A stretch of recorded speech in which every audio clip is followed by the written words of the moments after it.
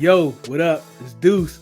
Welcome back to Red Zone the Lab Podcast. Look, today we have senior writer at The Athletic, host of Standig Room Only Podcast, Team 980 1067 The Fan. Yes, him, Ben Standig, who is joining us today. We're going to wrap up this spring, these OTAs from Commanders Park. We're going to talk about Sam Howell, Jacoby Brissett. He has an interesting take on quarterback competition, which is going to be interesting. We talk about when Ron Rivera will name the starter. We also going to talk about Hard Knocks. Like first, I didn't want Hard Knocks, and then now I'm always all in on Hard Knocks. Now he made a point about why we shouldn't get Hard Knocks, and I'm like, So I don't know where I'm at with it now, man. Thank you, Ben.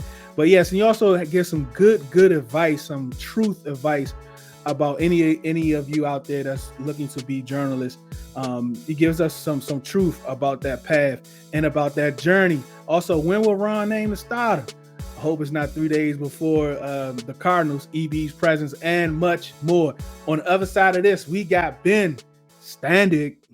We're back. Welcome back to Red Zone in the Lab with Deuce. This is Hog Farmer Chris and the 2022 Commanders Fan of the Year.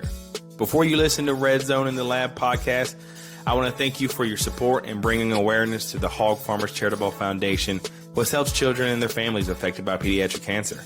You truly make a difference. And with that being said, please don't forget to subscribe to the podcast on YouTube. Welcome back to Red Zone in the Lab podcast. I am Deuce, and joining me today, Ben Standig. How are you doing today, sir? I'm doing great. You've got a really fun background, and I look like I'm in like a hostage video. But other than that, we're doing all right. I had to work for this. Like I had to do like 50 episodes before my wife gave me one wall in the room. So I take it with pride, my wall behind me. But again, thank you so much for joining us today. Senior writer of The Athletic, Standig Room Only, which I think is a cool name, like with your last name, podcast, Team 980 1067 The Fan. So but before we get into football, like I'm always kind of interested on if like the reporters, the journalists that cover the team are actually Commanders fans or Washington football franchise. We don't have so many names recently, so. Well, I mean, there's the whole deal of no cheering in the press box.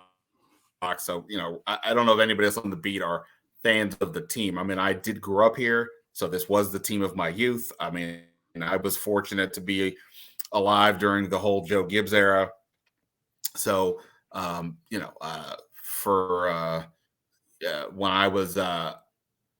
I had my bar mitzvah, the best present I have, which I still have, was somebody got me an autographed football of the team. It was the year they lost to the Raiders in the Super Bowl. Okay, that's not great, but like it's still all the names. They get Reagan, Steisman, whatever. And in fact, I had on.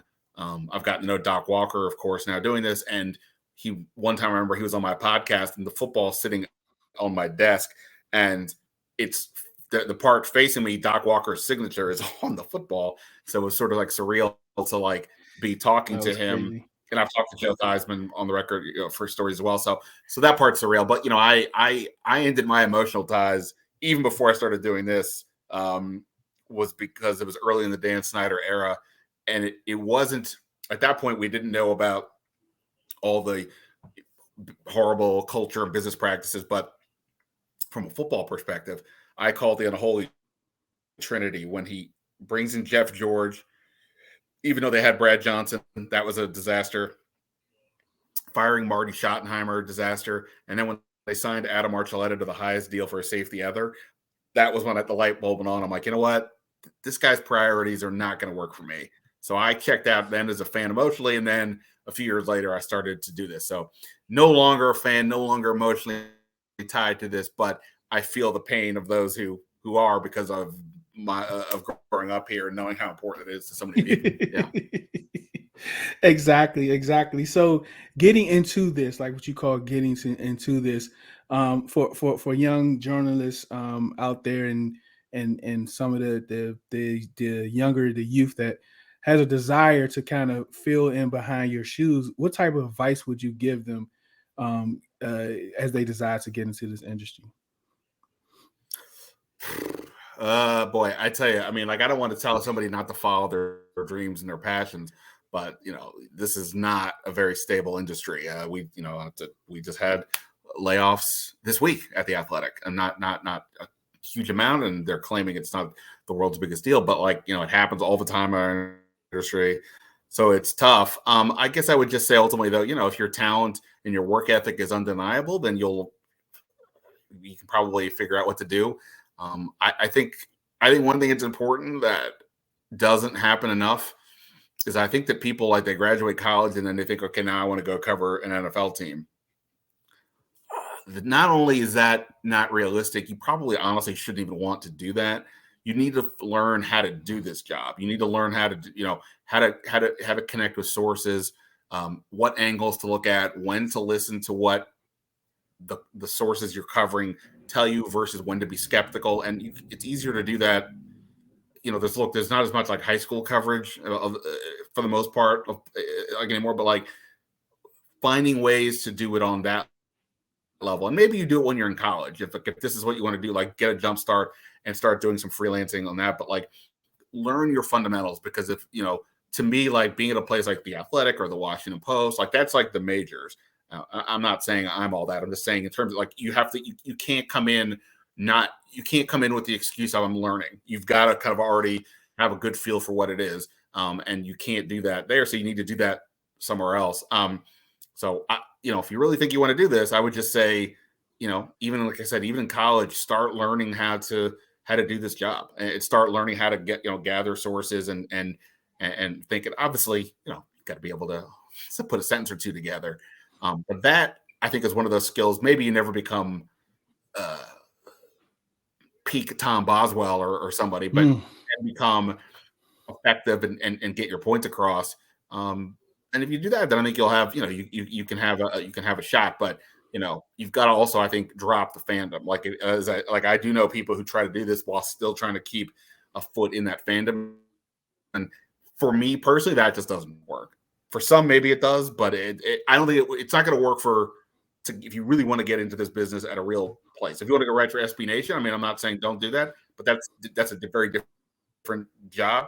But that's being a fan. But if you want to write for the Athletic or your local your main newspaper, you got to drop that and become objective and a thinker, and and not just Johnny Pom Pom. But at the same, it's important to have your own voice and be distinctive. You don't want to be like everybody else. So, that's important too. And, like I said, I think a better way to do that is doing that where the world isn't completely watching you. Because once you get to the bigger stage, then it's expected that you're going to know what you're doing, and you don't want to flop there. So I don't know if that helps, but those are some thoughts. It definitely helps. It's getting straight to the point, and it's being honest. It's not, oh yeah, just go chase your dreams. It's gonna be rewarding. No, it's good for us to really have the understanding of what this industry, and the brutal part of it and the fun part of it. But the Standig room, like, did that just come to mind? Like, how did that come to mind? Was it just like haphazardly, or you actually put thought into it? It's funny because it would have been a good name for like one of my fantasy teams over the years. Or also the last man standing when I enter like a pool or something. I tend to go with that. I didn't think of either of those things so much later in life. I never really sat down to think about it. But when I wanted to do this podcast, I did have the thought of, how do I get my name into this? Like sort of the Zach Lowe's podcast, like the Low Post, play on his name and something that's applicable to the sport he covers. So I kept trying to think, and then it just, one day it just came to mind, and I was like, oh, wait a minute, why don't we do that? It's definitely one of the better thoughts I've had over the years. Cool. All right, let's get into some football. So, Sure. Commander sale update. We got some information. I believe it was yesterday or the day before yesterday that the owners of the NFL teams have 2 dates to kind of like 2 blackout dates to set aside for a possible vote. So can you just like update us to where we are with the Commanders sale? I was going to ask you where we're at. I think it's still, I think we're all hesitant to say it's a done deal. Just give it time, because who knows? I mean, $1 billion deal, things can fall apart. It does feel though, and especially with Dan Snyder, who knows what's lurking around the corner? Could could there be some new investigation hypothetically that all of a sudden spooks people? I'm not saying that's the case, but that's why I think we're all hesitant to just say it's a done deal. But that said, it looks like it's certainly moving in that direction. Any $1 billion kind of transaction is going to have some hurdles, and the issue here is that there's so much attention on everything because of what we've all been dealing with for the last few years here. So I think that makes it more discussed in ways that like essentially this team has already been sold twice, right? We had in April, right, they first come to an agreement in principle. Then in last month, it's okay. Now it's an exclusive deal. Now we're waiting for the final. It almost feels like if they announce tomorrow, hey, it's done. I mean, are people going to run out in the streets and celebrate? I feel like we've already reached some of those points. Yeah. So it's just gotten a lot of attention. There's been fits and starts. The Snyder stuff is just a constant concern, worry, discussion point. But as far as I can see, everything is heading in the right direction. And, we got a few of us reported yesterday that owners were apparently told to keep a couple of dates, like July 20th, and I want to say August 8th, but don't quote. Is that okay? August 8th. Yeah. See, you're paying more attention than me. I can't remember anything. But so that seems to be an indication of when something might take place. But even that, what I was told was that's assuming everything continues to progress. So we're getting there, but I don't think anybody's ready to say 100% it's happening by those dates. Yeah, I'm hoping, man. I'm ready for it to be over, but I'm not surprised it's doing this, right? From the owner that we have and going through this process, I'm not surprised at all. Training camp. So they announced the training camp days. They also announced bleachers coming to training camp and food trucks and different things like that. So how do you feel about Hard Knocks, Ben? Look, as a fan, I think that would be a lot of fun, right? I mean, even as a reporter, as much as I try to do, I'm not able to go into Sam Howell's house or Terry McLaurin's house or be with these guys when they're immediately after, a game or I guess it's not game, but, right after practice, or they don't let me in the room when Ron Rivera is talking with his staff about something good or bad or whatever. So it's really fun to see those types of things. I think it's pretty clear that there are people on the business side who definitely want this to happen and, understand why so much of the national view of Washington is this disaster, right? Because of all all the investigations. So they want to show, hey, we're actually functional, or try to present that. That said, if I'm Josh Harris and we just went through these dates, right? Even if the earliest date happens, July 20th, the training camp starts the next week. So I don't know. Is Josh Harris really going to want his first interactions with all these people? Wow, that's true. I ain't thought about it like that. I don't think you do. And plus, what if they fire people? I don't mean Ron Rivera, but just staff. I mean, just people in the building. We don't know what's going to happen. He's been an owner now. He owns an NBA and an NHL team. He already has thoughts. This isn't like a virgin owner who's not done this before. So right. He may be ready to. He's like, okay, I know what staff I want to bring in. We're gonna get going. I don't know if you want all that awkwardness on camera. Man, that makes I never thought about it. I'm so excited as a fan. I'm like, yeah, bring Hard Knocks, but I've never thought about it. It'd be great for all of us to see. Yeah. I mean, it would be fun. Right, as a television show to see, what happens if somebody, I don't want anybody to lose their job, but if something does happen like that, what's the what's the aftermath, what's the vibe? But that's why I don't see it. Plus, if I'm the league, I just, until Dan Snyder is no longer the owner, I don't think I want anything in there show, because it's going to be a topic no matter what, but I don't want him to still be the owner. So, I would be surprised, I guess, if they were to get it. But I mean, the Jets were the obvious team, right? Because of Aaron Rodgers and the New York market. Yeah. But they, and I know they've already said they don't want it, but everybody kind of says that except for Dan Campbell in Detroit. So, so we'll see. So my guess is they're not going to stick Josh Harris with that, but we'll see. Man, you make a compelling point. Wow, you kind of messed me up with that, Ben. Sorry about that. All right. Before we get started with the podcast, I want you all to go check out You Grow Girl. That's Grow, GROW, written by a dear friend of mine, Jay Smith. It's for daily affirmations for Black women. It is filled with beautiful, colorful images of Black women and powerful affirmations. You can find it at Amazon at Amazon.com. The prize quarterback. Well, I don't know if it's a prize or not. Some people he is, but Sam Howell. What have you seen from Sam Howell over the course of the last 6 to 7 weeks? Yeah, I mean, I know, like, when people ask about him, they want to hear, "Oh, watch out, he's gonna tear it up this year, Right. and he's gonna be the difference maker," and all that. And look, maybe he is. We'll see. I just think, for me, I try to keep things as realistic as I can, and I think he's met the expectations of, like, he's not out there vomiting all over himself. He's not out there looking confused. He's not looking rattled. We know he has a big arm. That we've seen that. We know he can run. That was obviously evident in college, and we saw some of that last year in the Dallas game. A lot of the focus has been him taking command of the huddle. I think for the most part that's been taking place. I mean, there's only so much we can see, obviously, and obviously there were a couple of points where Eric Bieniemy wasn't thrilled, but I think in general that's happening, and certainly hear teammates say that. So I think he's meeting the baseline standard for now. Now, when we get to training camp, though, now when pads are on, not that he'll get hit, but like the line is more interactive, there's a little bit of a run element. Everything is ratcheted up. Now we'll start to see a little bit more. He's thrown a fair amount of interceptions, I would say, to this point. Some of that could be experimentation.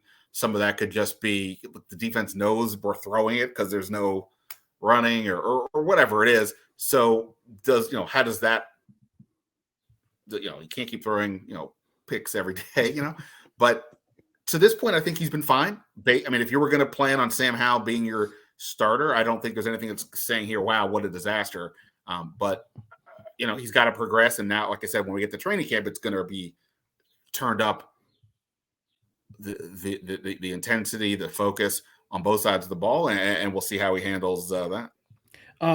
Let me know how you feel about this. This is how I feel about competition, especially the quarterback competition in today's NFL. And I always kind of ask people how do they feel about this take. But for me, I just unless you want to count the classroom, I just don't believe you can really have a true quarterback competition in today's NFL, right? Because preseason games, especially since they changed it to 3 games, some players don't even play, right? And let's say they want to start off with Howell and then want to give Jacoby some reps. I don't see Terry McLaurin, Jahan Dotson out there playing into the second quarter just so Jacoby can get some reps, games like preseason games 1 and 2.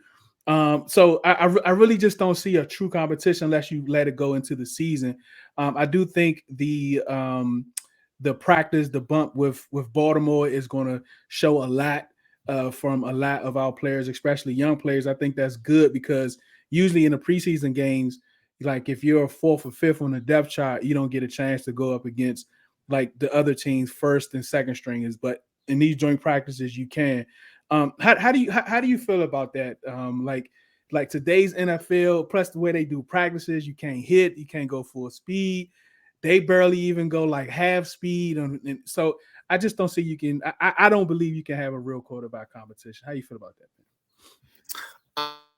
I don't think you're wrong. I mean, like the idea of a quarterback competition to me is basically, does Sam Howell lose the job? I don't think Jacoby Brissett can go do anything to win the job because of one, what you just said.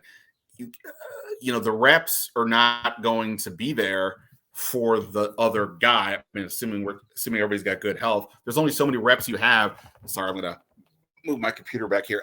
There's only so many reps you can have in any given practice, right? And therefore, if you want Sam Howell as the younger quarterback to practice and develop, you're hoping he shows out. Then giving somebody else reps with the first team is counterproductive. This is why, as long as Sam Howell doesn't look lost or looks as long as he looks functional, then it's going to be pretty hard for Jacoby Brissett to have a real shot to get the job. So yeah, I agree. I don't think it's going to be a quarterback competition in terms of like split reps or anything, but that's also why you have a Jacoby Brissett. You don't need to give him a ton of work. You already know what he is and also what he isn't. So the only question with him is just studying up on the Bieniemy playbook and being familiar with your teammates. And obviously, he's been around long enough. I don't think those things will be an issue. So yeah, I think to that extent, you're right. There's only so much competition you can do in the limited work space that they have. And I just, as long as Hal doesn't completely screw the pooch, so to speak, in training camp, the joint practices, which I think are going to be very interesting for sure, and the preseason games, then yeah, it's going to be his job.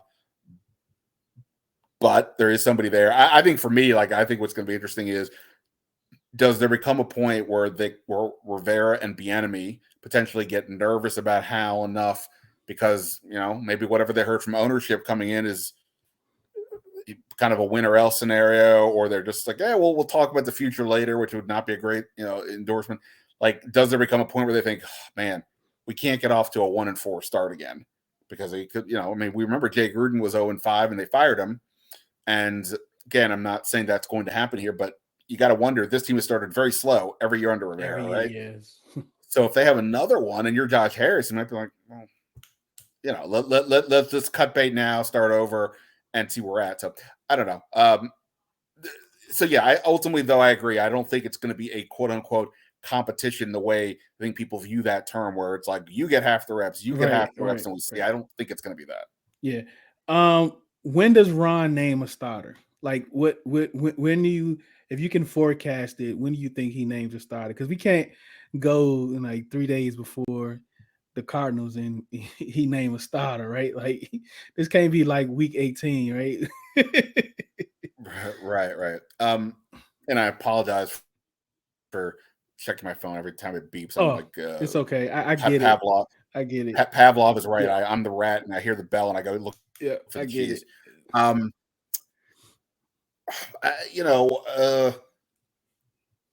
I would venture a guess that those joint practices will be a pretty telling moment in time, because that's going to be, you're going up against a different team in that controlled setting, and I think it wouldn't stun me if at that point they either decide he's the guy or he's not, meaning Hal.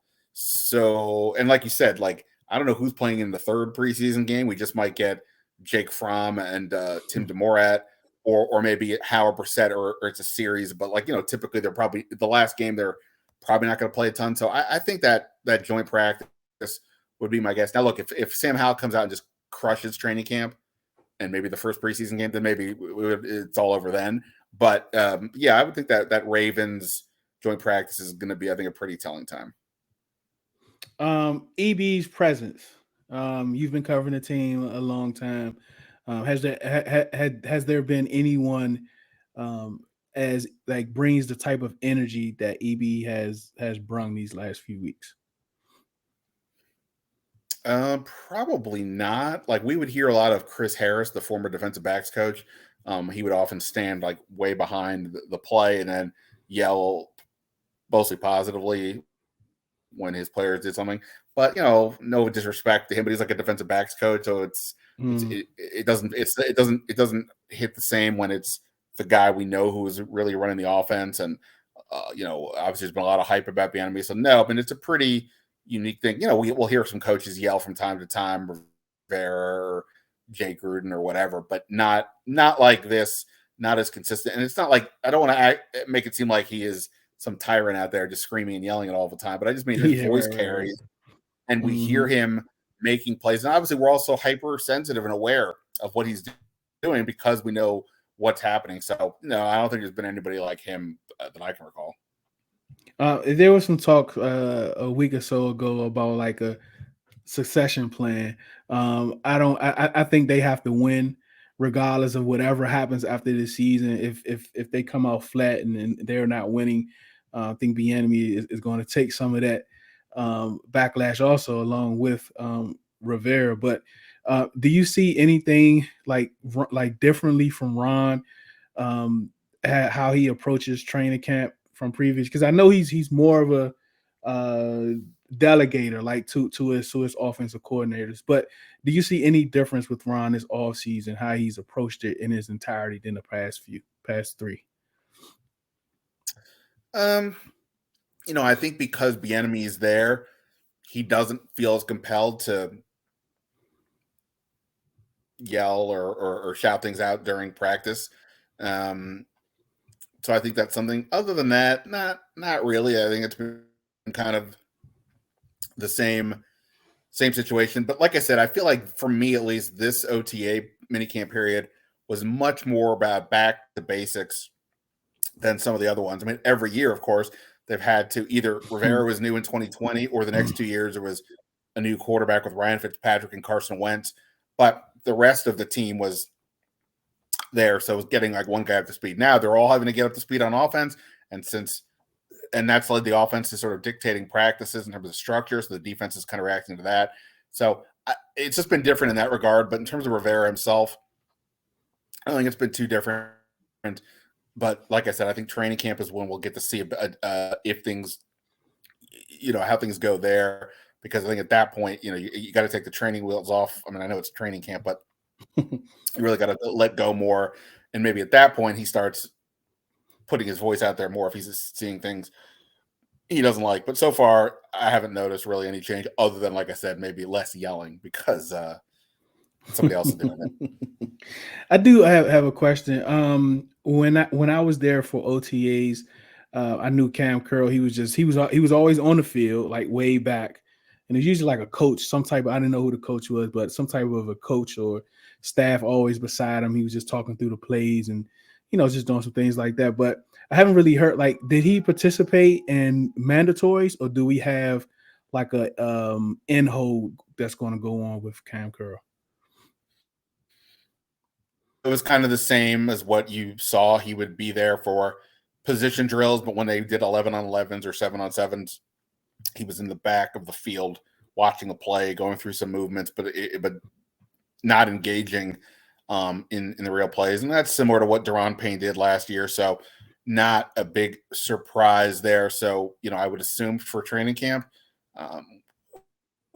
we'll see what happens with his possible extension, but I would assume he'll be out there at that point. I think what's interesting though is like, I'm not saying he won't get the extension. I mean, I assume he will. We'll see. But, between Quan Martin and Derek Forrest and Percy Butler's had, I would say a pretty good start here to this offseason work. Like, I mean, they don't like, I don't think they should be feeling desperate to have to re-sign Cam Curl. I mean, look, they weren't desperate last year to keep Daron Payne, and they waited until after the season. And I know people will say, well, if they had signed him earlier, it would have cost them less. But, he also didn't have 11.5 sacks yet at that point. And they drafted Fedarian Mathis last year in the second round, clearly as a sign that they were open to moving on from Daron Payne. Well, they did draft Quan Martin in the second round this year, which I'm not saying is a direct comparison, but Quan Martin looked pretty good. Like I said, Derek Forrest obviously made big strides last year. Butler's had a few interceptions this year. So I will be curious to see what kind of how intense the contract discussions go once Rivera is given some sort of green light from new ownership that he can start to do these things. Obviously, Curl's a very good player. He's also been hurt a bunch the last couple of years. So it'll be interesting to see how that shakes out ultimately. Cool. Thank you so much, man, for joining us today. And I'm quite sure most of my listeners, close to my watchers, already know who Ben Standig is. But if the one or two that might just happen to come across it, let us know where we can find your writings and your podcast. Sure. I'm on The Athletic. I know the subscription deal is not always for everyone, but like we always have some sort of I got it. $2 a month, or there's always It's something. $1. And I mean, it's not just for me. It's like you get all the sports that we cover.